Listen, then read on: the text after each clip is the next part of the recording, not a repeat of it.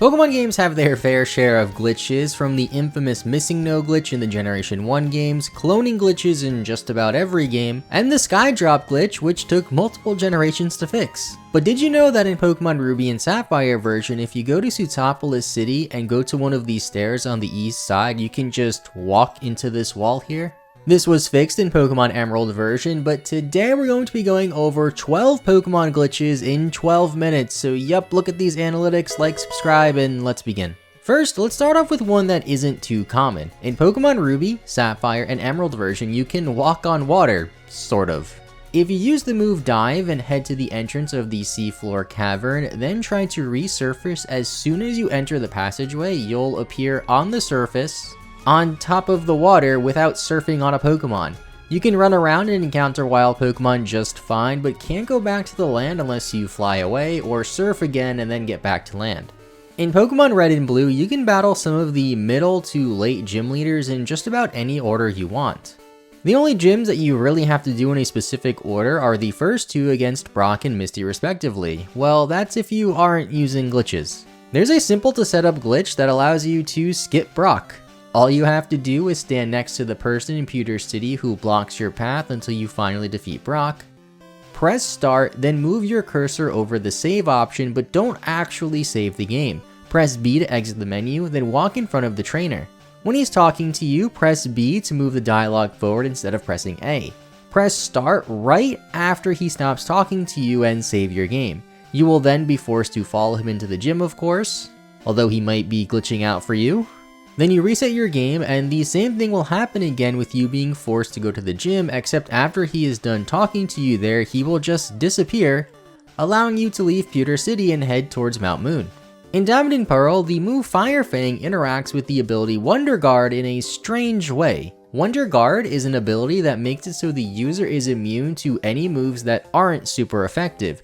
The move Fire Fang is the only move that just bypasses that ability though. This might not seem like that big of a deal because Shedinja, the only Pokemon with the Wonder Guard ability, is a bug type and weak to fire anyway. This only matters in the incredibly niche situation where a Pokemon with the Trace ability copies Shedinja's Wonder Guard ability, then a Pokemon with the move Fire Fang comes in and goes for Fire Fang on the Pokemon that originally had Trace.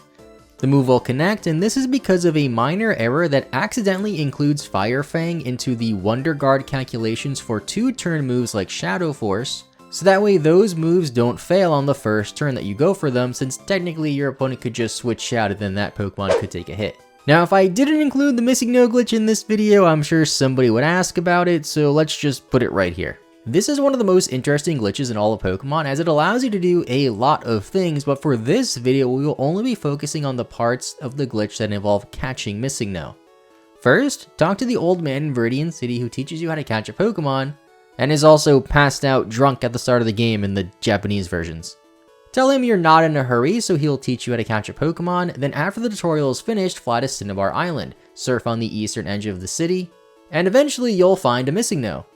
You can try to catch it, and if you catch it after hearing its ridiculous cry, a few weird things can happen. It might transform to another Pokemon, or even just stay a weird glitchy mess. And this glitch stems into a ton of other glitches as well, but we're on limited time, so let's just move to the next one.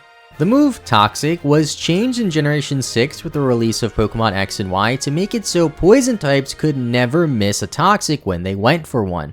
The move Toxic is only 90% accurate though, so this is a nice little extra bonus for poison type Pokemon to have, but this also messed a lot of other things up. Notice how I said Toxic on poison types never misses, not that it's 100% accuracy, that's because it literally never misses, even if the target Pokemon went for a move like Fly, which has a turn where the user should be semi-invulnerable and shouldn't be able to be hit by a move like Toxic.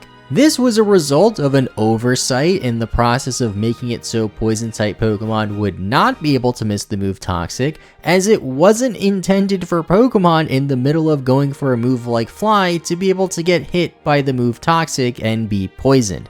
This was never fixed in all of Generation 6 despite being introduced in X and Y.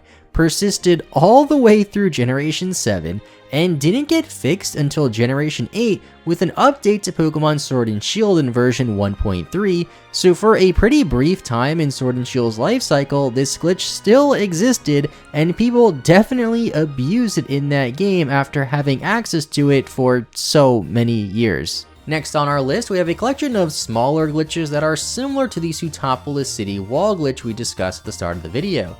In Pokemon Black and White, if you surf and there is an NPC or item right on the edge of the land before the water, if you turn to return to land at just the right timing, you could land right on top of the same tile as the NPC. In Pokemon Black 2 and White 2, if you head to the stairs on Route 19 here, you can just walk into the ledge here like you can in Sootopolis City. Also in Pokemon Black and White 2, you can just walk into this tree in the Pokestar Studios. None of these glitches really accomplish anything or do much, but they're kinda funny.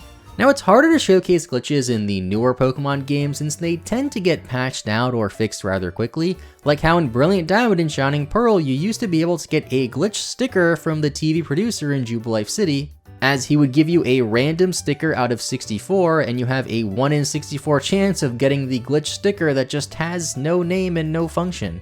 This was fixed in a later update to give it a proper name. But one glitch that still remains as of recording this video is a glitch involving the counter app on the Poketch.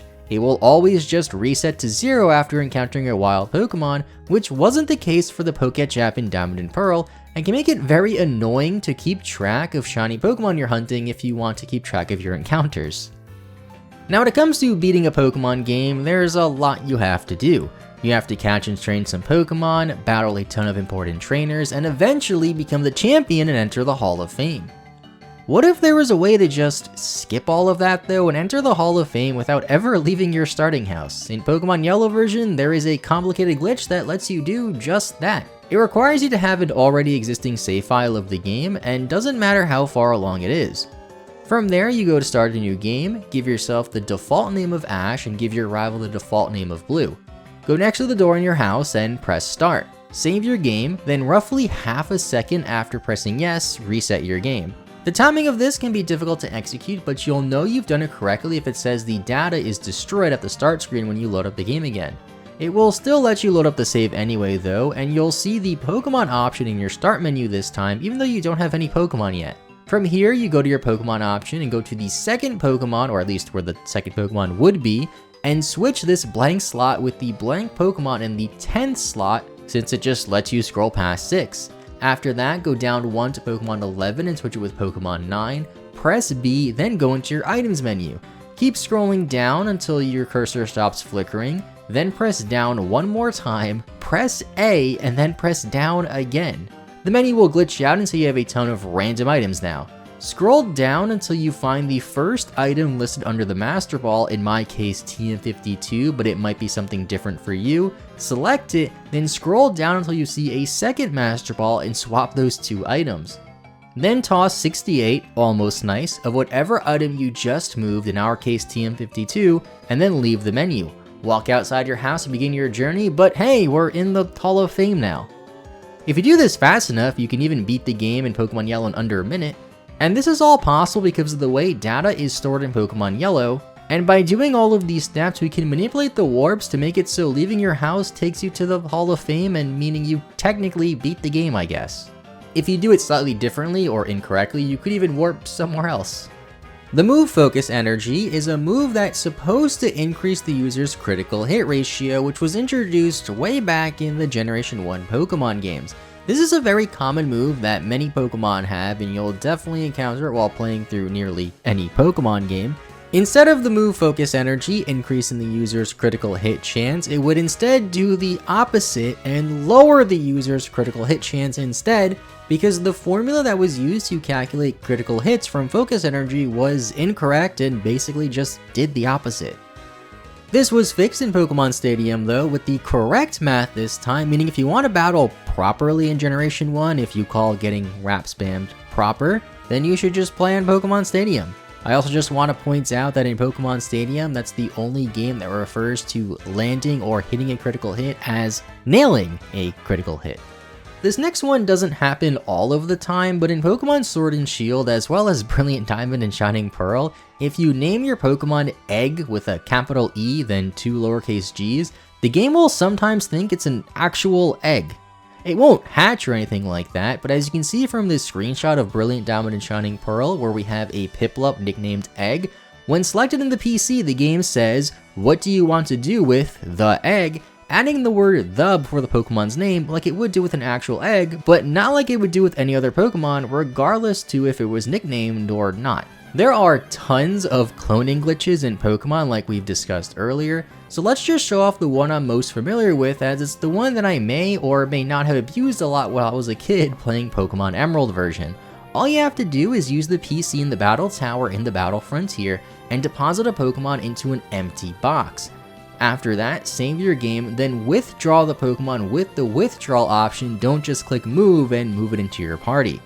Talk to the nearest Battle Tower employee to try to enter the tower, and select any of the battle options it gives you, it doesn't matter.